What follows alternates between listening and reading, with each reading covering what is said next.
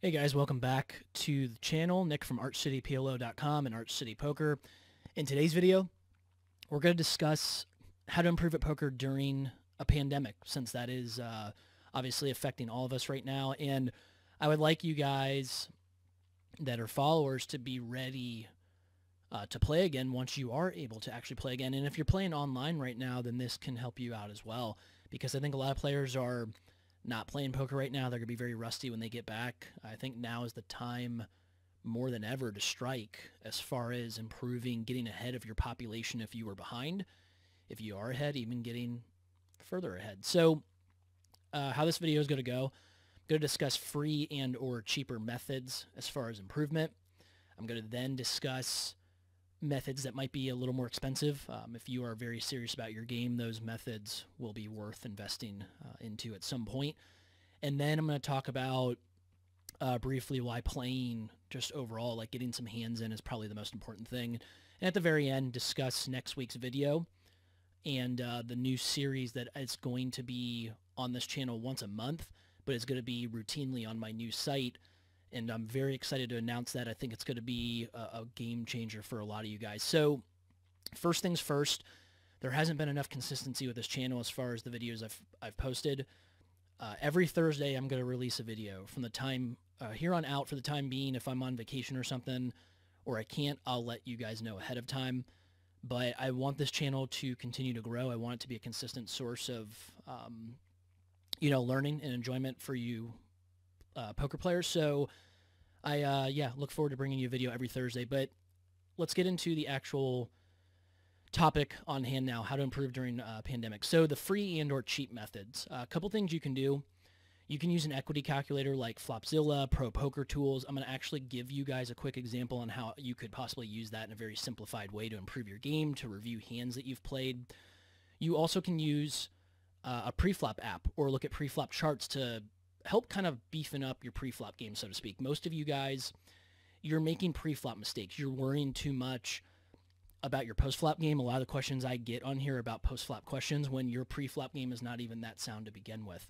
You need to have a sound pre-flop game and set yourself up for success post-flop. So pre-flop, in my opinion, is the most important street in poker. You really need to be sound with that. And I'll show you the pre-flop app that I actually refer back to help me out as far as, brushing up on my pre-flop game. So you can use those free apps, those equity calculators. Another cheaper method would be potentially training sites or like cheaper software. For example, ArchCityPLO.com. I know some of you guys are probably tired of me talking about that, but honestly, if you're following me on this channel, you get a lot out of my instruction. If you're actually serious about having more fun, improving at this game, then a cheap monthly subscription to that site is going to be a very valid option. You can also check out other sites. I really believe that you got to find the right fit for yourself. As far as more expensive options, so the more advanced software like PioSolver, like the solvers that exist out there, especially for you no limit guys, I would say one-on-one instruction. If you need to filter for the right instructor, find somebody that's proven, somebody that's a right fit for you. I do coach one-on-one, for example, and those rates are going to be a little bit higher in some of your minds, but to be honest, guys, that's if you get a professional's instructor, if you get a pair of eyes on what you're doing, it can really help make up for all the time lost that you try to put in yourself, essentially. So you can go with really advanced software or a proven instructor for your more expensive methods. Ultimately, I think the best way to improve, the best way to stay sharp, maybe even so to speak, is to simply play. Try to load up some just a small amount of money that you don't really care about online. Try to get hands in. Try to play on an app with your friends if you can. The best way to still improve is to just go through repetition and just be involved in these spots, experience them in practice instead of trying to think about them necessarily only in theory. So once again, to break those down, you have your free and or cheap methods, things like equity calculators, pre-flop charts or apps, your training sites with the cheaper subscriptions, such as ArchCityPLO.com, And then the second part will be the more expensive methods if you're really serious about investing your more advanced software, your private instruction with a proven instructor or pro player. And then the third part of that is try to play if possible. It's not going to be possible for all you guys. I understand if you feel a little iffy about the online sites. I think, for example, like I don't want to endorse any site, so to speak, but like Global seems okay if you want to put an amount of money on there if it's money that you don't care about, or if you play in a state where it's regulated, you can get on there. If you play on an app with your friends, whatever you can do to try to play, even if you just get a deck and lay cards out on your table and try to go through hypothetical hands, think about what you would do with other hands in your range, stuff like that. So just trying to play is a big part of it. The second part of this video, I want to, before I get into the equity calculator and the app real quick, I want to talk about my series that's, I'm going to put out a video next week on this channel on Thursday. It's going to be titled, for now, I believe, Step by Step. I'm going to show you how I think during a hand, broken down in a step-by-step process.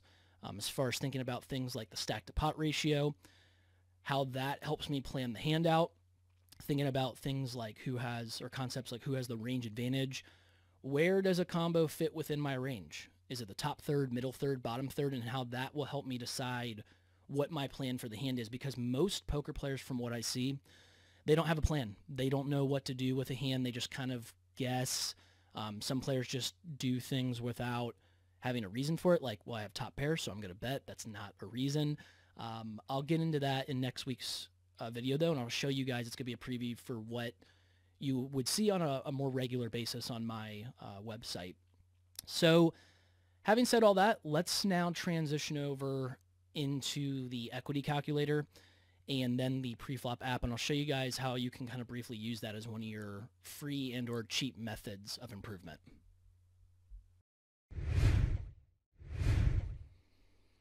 All right, welcome back, guys. So you can clearly see labeled here, this is Pro Poker Tools, their site. It's propokertools.com. I'll put the link in the description. And this is one of the like one of the free equity calculators I was talking about. Now, one of your more expensive options, not that it's that expensive. I think Odds Oracle is about $100. But this one you can do a little bit more with the software. It's much more advanced. I don't really think it's overly hard to use. There is a certain language or syntax that you would have to learn, which doesn't really honestly take that much computing power. But if you guys are really just trying to focus on quick calculations, quick hand review, I think this is a pretty decent option. I'll show you how I would go about doing it. So let's say you played a hand where you 3-bet on the button versus a player in the cutoff, right? And let's say the flop comes Queen of Hearts, let's say King of Hearts, 10 of Spades, 7 of Diamonds. Your opponent in the cutoff here, let's say that he opened with 25% of hands. Let's just say what his calling range is. So this is how I would go about this. So let's say he's going to call you with hands like Ace-Queen, Ace-Jack. If we're really going to simplify this, let's say King-Queen suited. Those little X's will represent the same suit. Let's say a lot of players will not actually 4-bet queens in the lower stakes games. We'll give them a few different, Queen of Hearts, Queen of Diamonds, Queen of Diamonds, Queen of Spades. We'll give them a couple combos of queens. Let's say jacks, tens. There's a much easier way to do this, I believe, if I just do jacks through, let's say, sevens. That should represent all those pairs.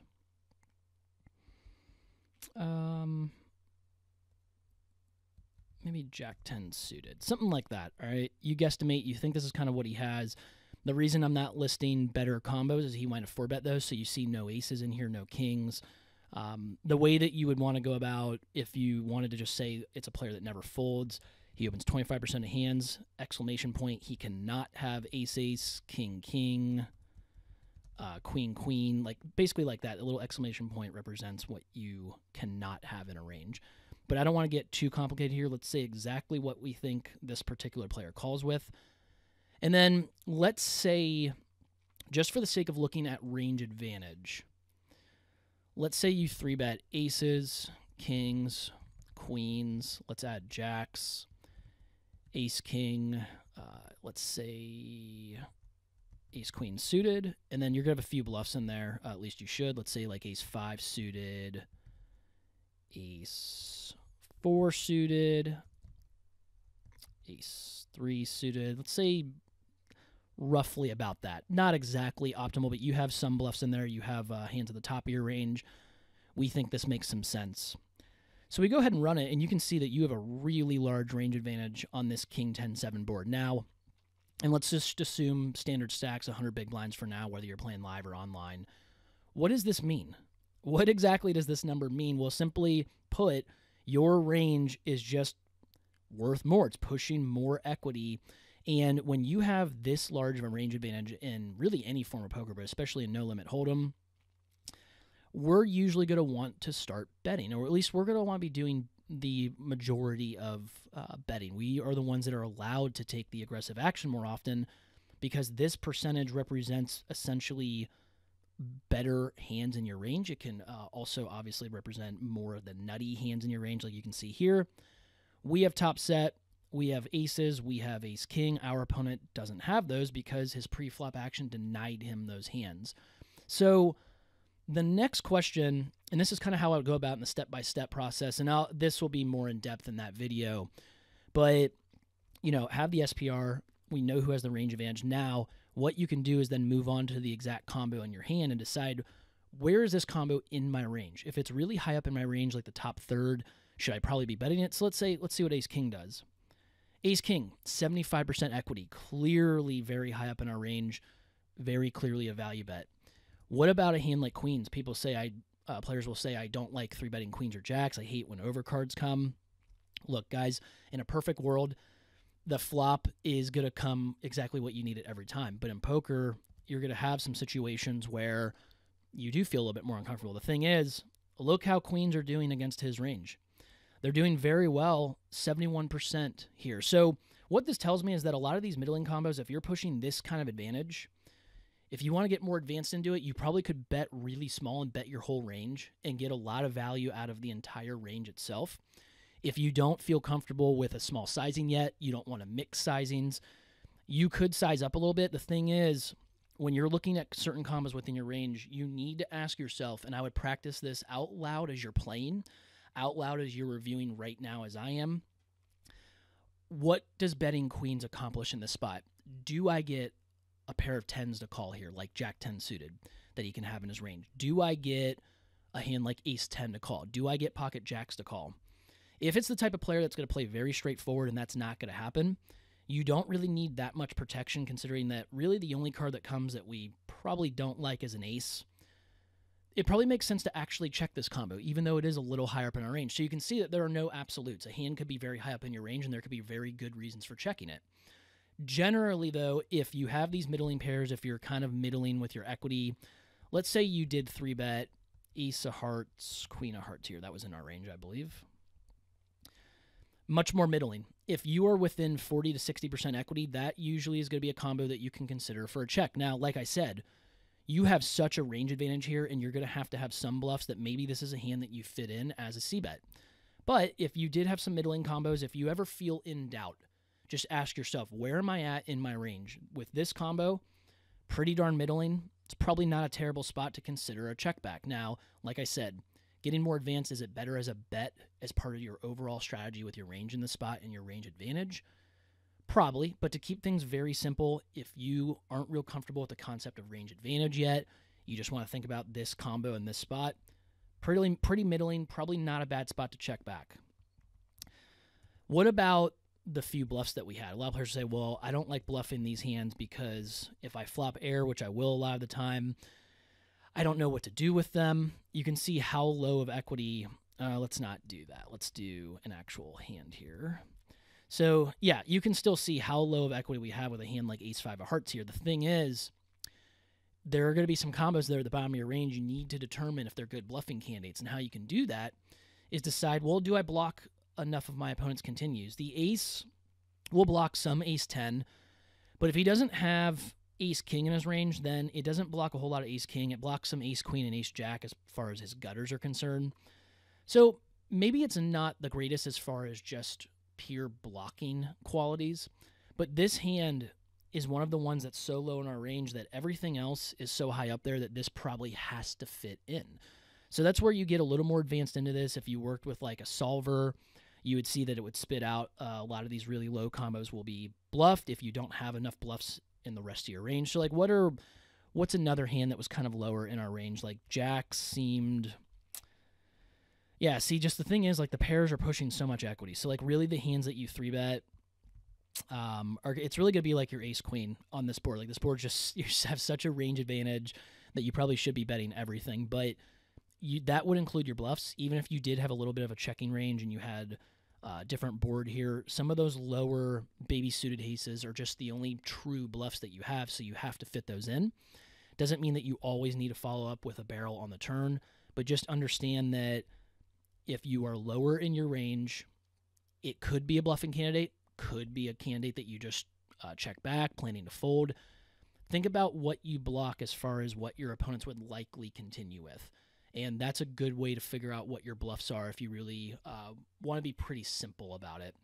So that's it as far as the quick tutorial on Odds Oracle. You just kind of mess around with the ranges. Figure out where you're at with your exact combo, where you're at within your range versus what your opponent has. And that's going to be a really good way to determine if you probably should be considering a value bet, if you should still consider a value bet, or maybe if you're a little more middling, should you consider a check, try to understand your showdown value. That's a good way to go about it. Let's real quick now transition over to the Poker Snowy preflop app. I'll kind of show you guys that preflop chart, how you can use that to improve, to give yourself a little bit of a refresher as far as your preflop game, and then we will wrap up the video. All right, welcome back. So you can see here we are using the preflop advisor that Poker Snowy has up.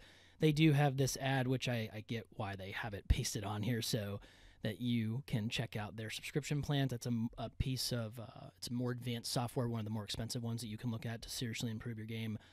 I'm not an affiliate. Don't worry, I'm not shilling their software, just showing you that there is a free preflop advisor that you can use. And yeah, this is covering up some of the stuff. I think it's like 4-betting. If you guys are playing live low stakes online, you don't have to worry about that quite as much yet.